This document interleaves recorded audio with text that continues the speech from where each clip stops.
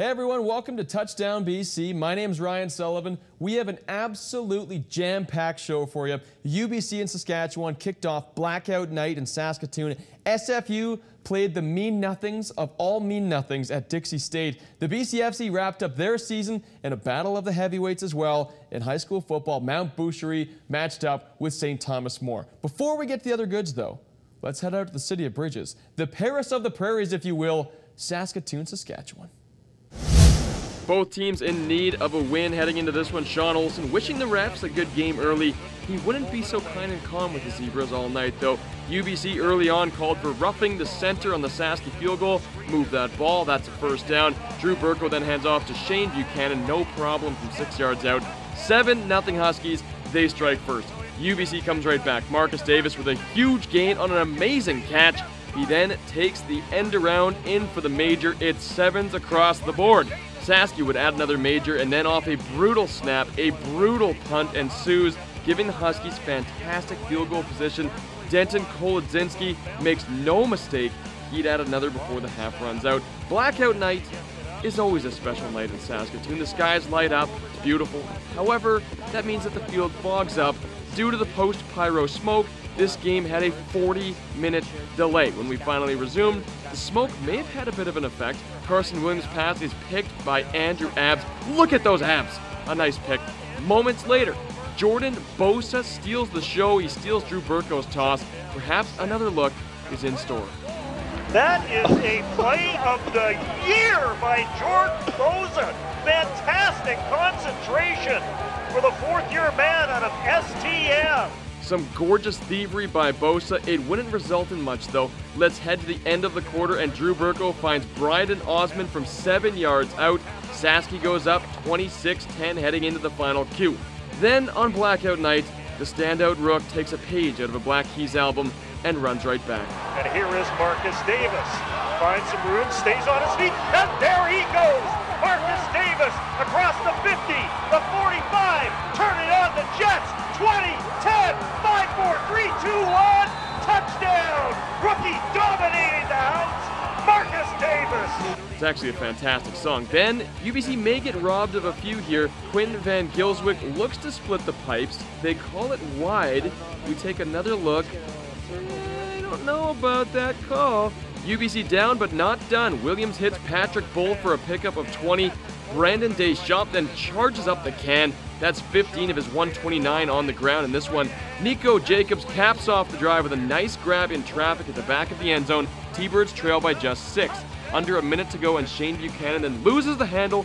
The butter fingers from the player leads to the butter call from the official. It goes UBC and then Saski. What is going on? The original call was UBC football. Now they've given the ball back to Saskatchewan. You guys, this is an embarrassment. It's an embarrassment, guys. Jim Mullen in the booth, Sean Olsen on the field. A surreal finish at Griffiths. 31-25 the final for the Dogs. Shane Buchanan hit the century mark for the first time this season. He was fantastic. UBC will keep the bitter taste in their mouths for at least another week as we head into the Canada West buys. They'll host Regina next, while Saskatchewan will head to Manitoba.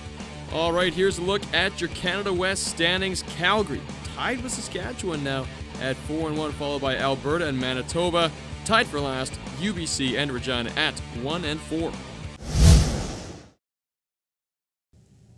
All right, we welcome back in every week, as always, Andrew Wadden, our UBC insider. I got to start things out with an apology.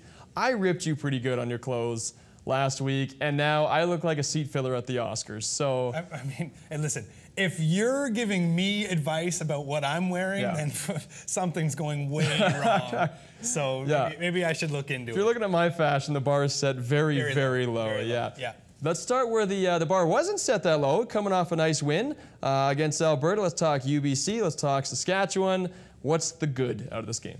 Well, the good is that we saw some phenomenal play out of Marcus Davis once again this week. This kid is really looking like he's going to be something special moving forward for the UBC Thunderbirds. I'll get to his stats a little bit later. Brandon Deschamps had his best game of the season. Again, I'll get to his stats a little bit later. And Carson Williams, the quarterback for the UBC Thunderbirds, had himself another fantastic game against Alberta. He had over 300 yards passing, came pretty close this week, 296, but was able to control the game a little bit better for the Thunderbirds. Unfortunately, they lost the game. Was unfortunate. Yeah. It was interesting, though. I don't want to step on your points. I'm sure you've probably got them in there sure. From the pyro effects and whatnot. Yeah. Let's talk about the bad.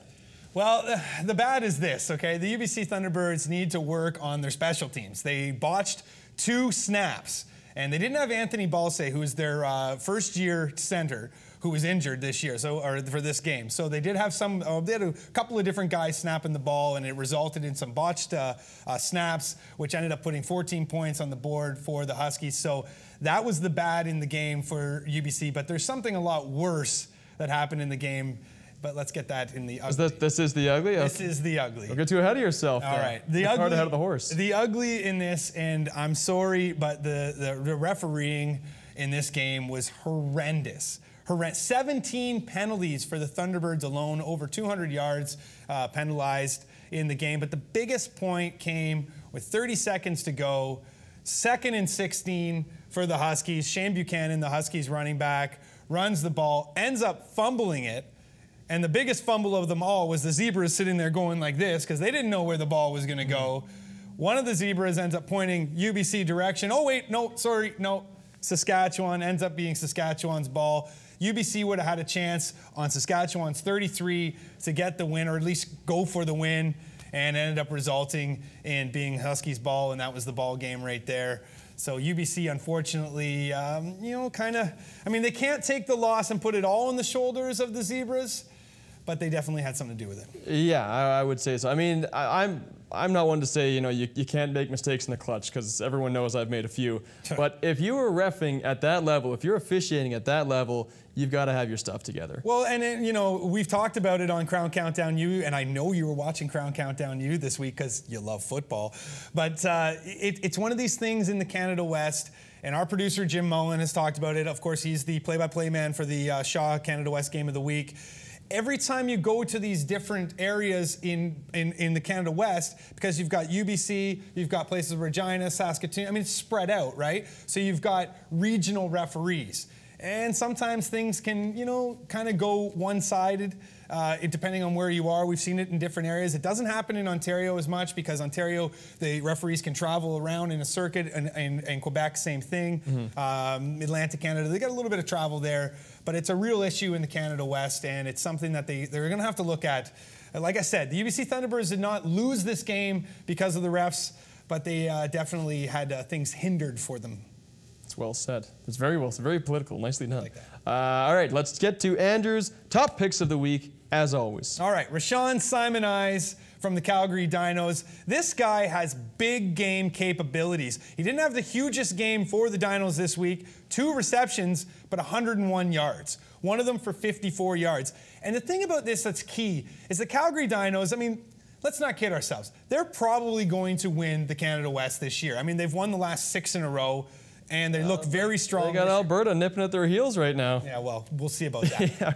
But my point is that Calgary will have to face, most likely, Laval in the UTEC Bowl, which is the national semifinal for the Vanier Cup.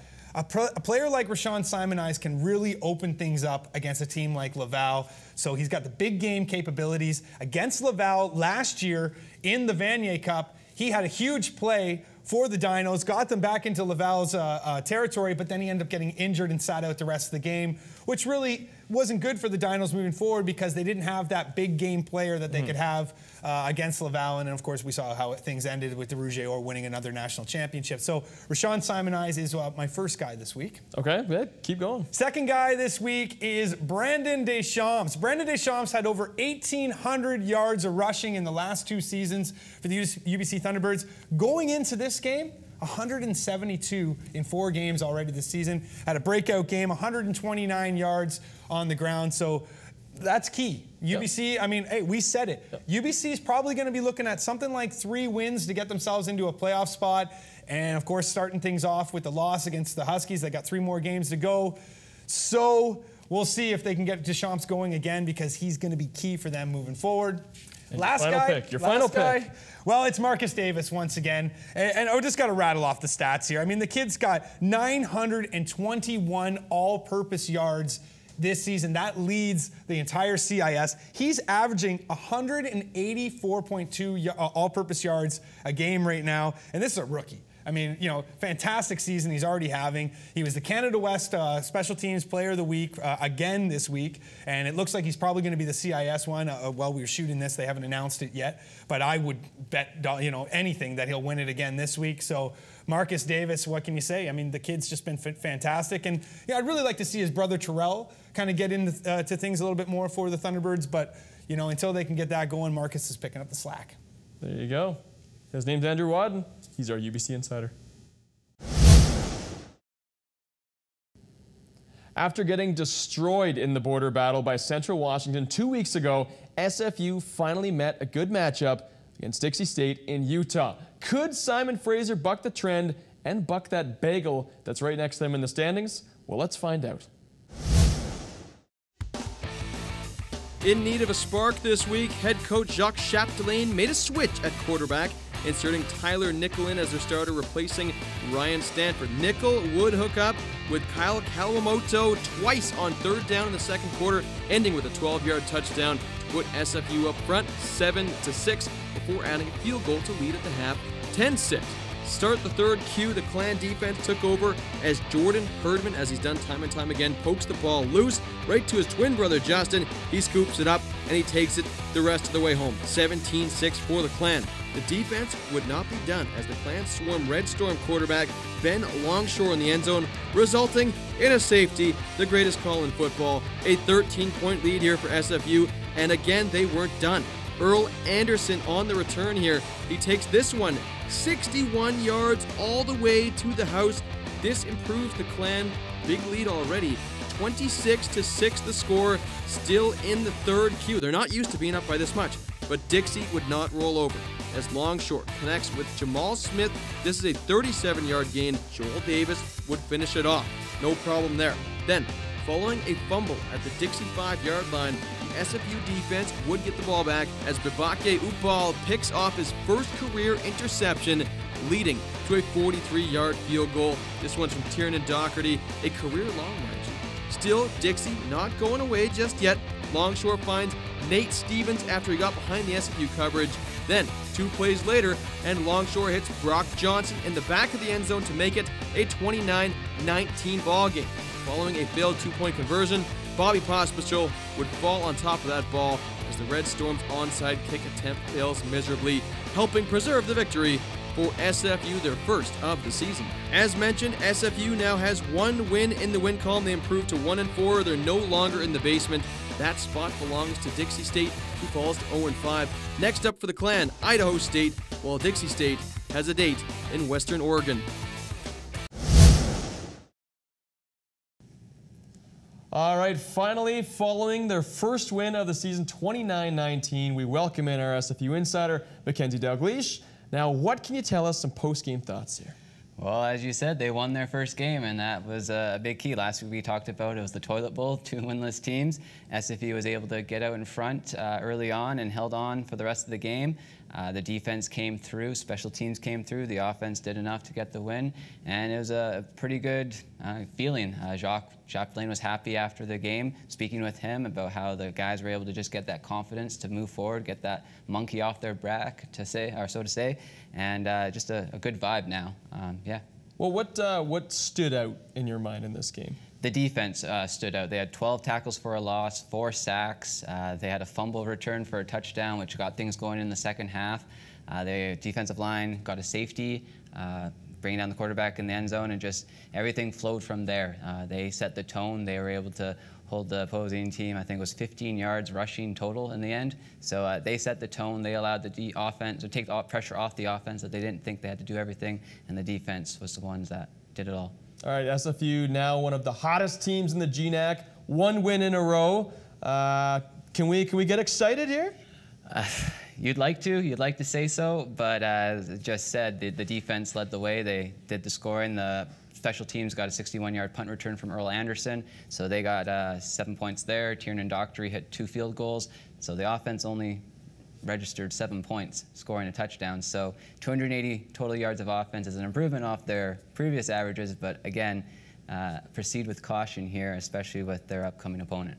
Yeah, my optimism is fading as this interview progresses, but what can you tell me about, like you say, their next opponent? Well, they're playing Idaho State, who is an FCS opponent, Division I school, one step up, so they'll be in Idaho playing that game, and it's going to be tough. You're going in from a high, you're getting a win, you're able to finally get that monkey off your back, get the goose egg out, get the win, and now you got to turn around and go on the road and again for the 4th straight week and play a Division I school, and there's a reason why they're in Division I. SFU's in Division II, and so it's going to be tough.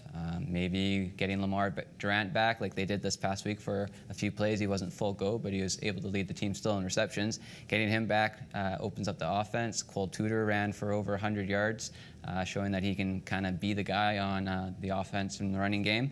And defense turned it around, as I was saying, put the pressure on. Field goal kicking, doing a good job. But again, you're playing a Division I opponent, and being a Division I opponent, it's going to be tough. Yeah, and of course we'll have all those highlights as usual this time next week right here on Touchdown BC. His name's McKenzie DALGLEISH. He's our SFU insider.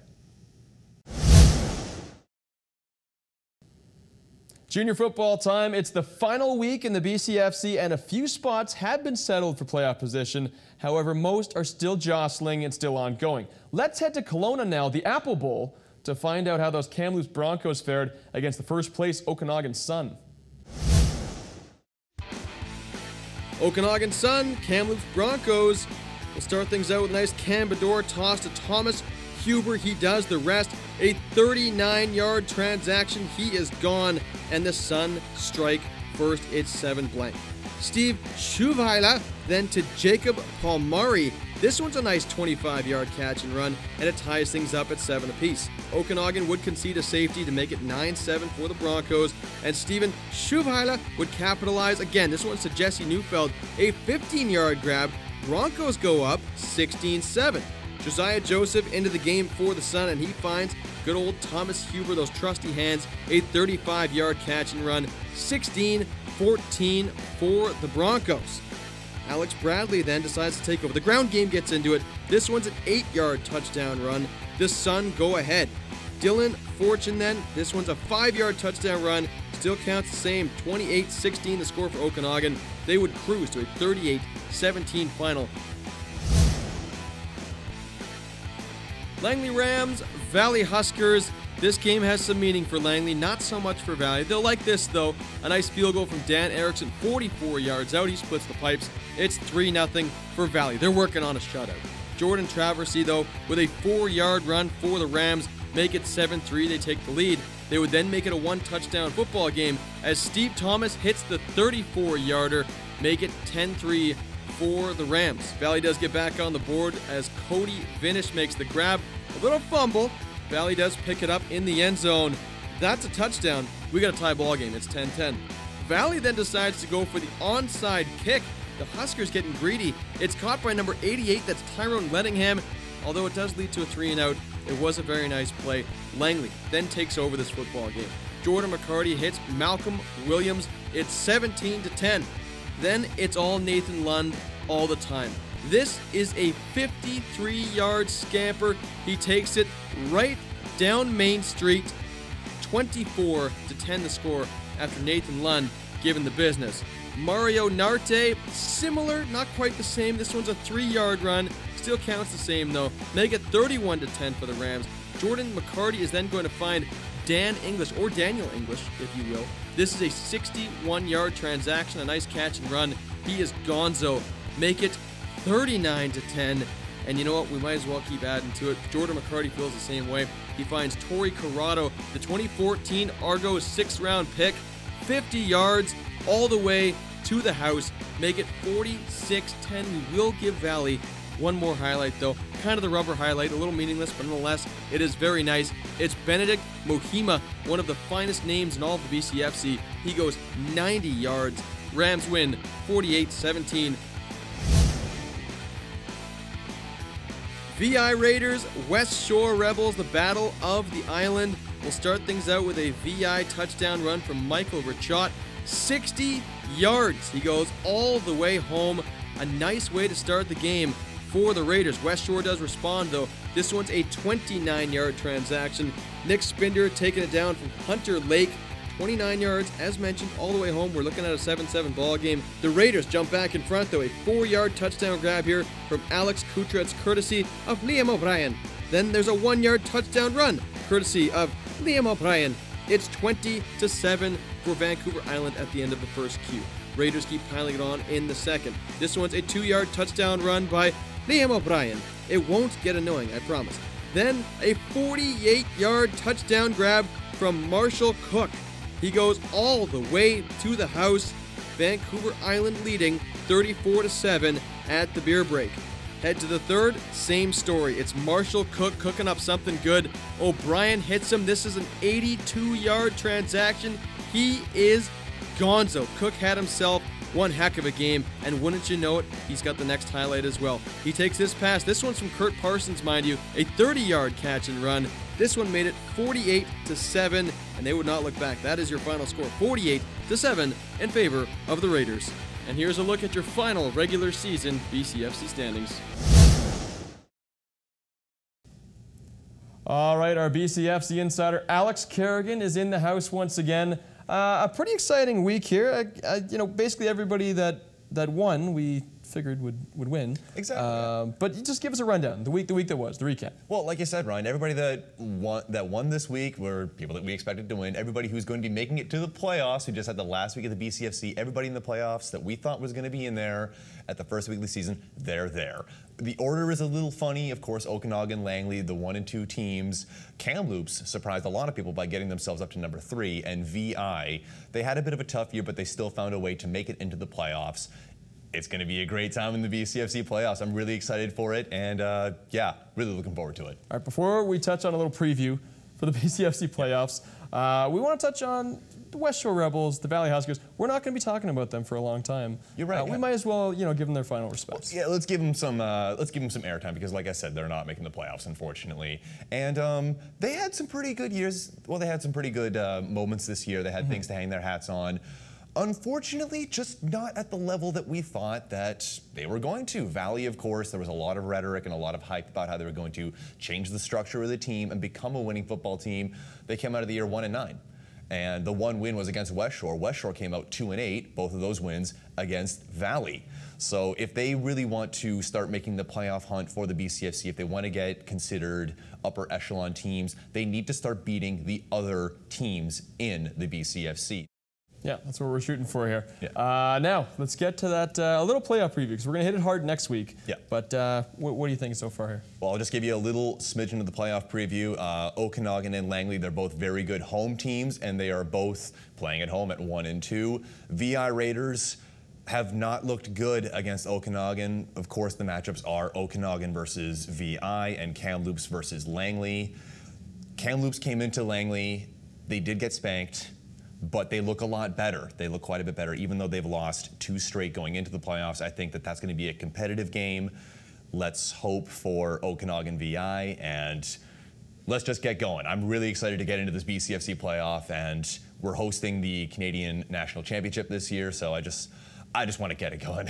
Harness that excitement. Yeah. Hold it in for at least another week. It's going to be hard, but bringing I'll that try. fire right back here next week as well. His name's Alex Carrigan. He's our BCFC insider.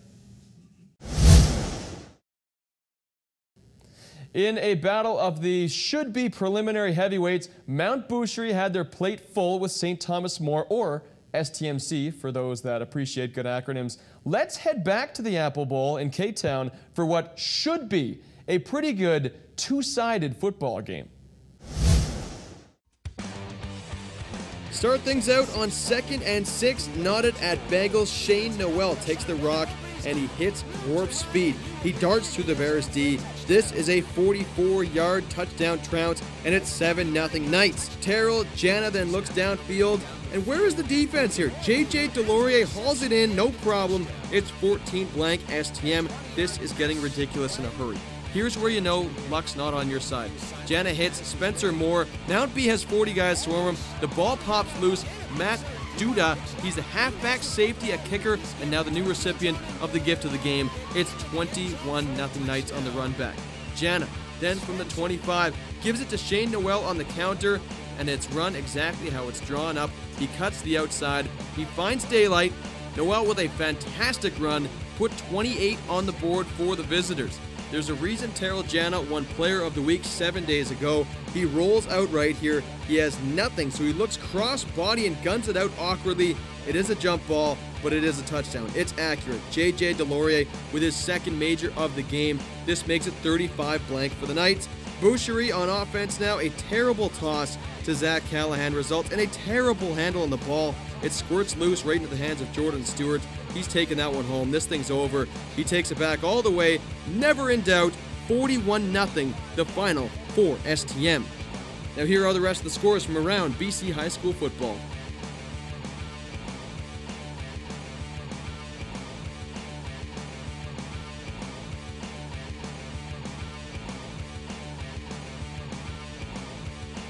And here's a look at your standings, starting with the West. And now let's head over to the East.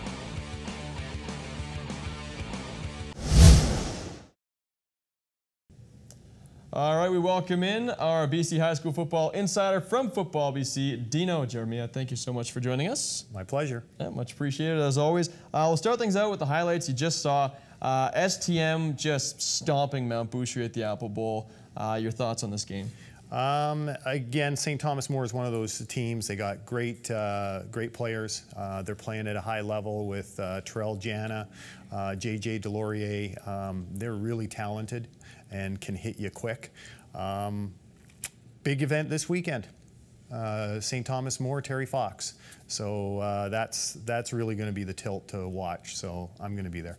Yeah, and another game we were just mentioning off the air there, South Delta over VC. This is a pretty big victory.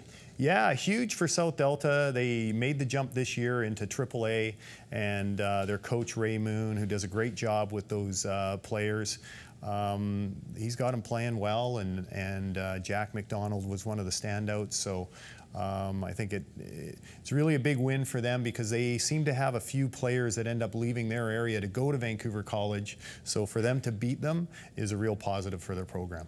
Absolutely, and a game that you were at this past weekend out at Mercer Stadium in New West there. Mount Doug pulled it out, but it was a nail-biter. It was close. Yeah, I mean, New West, great job. Kudos to them. Their players played hard.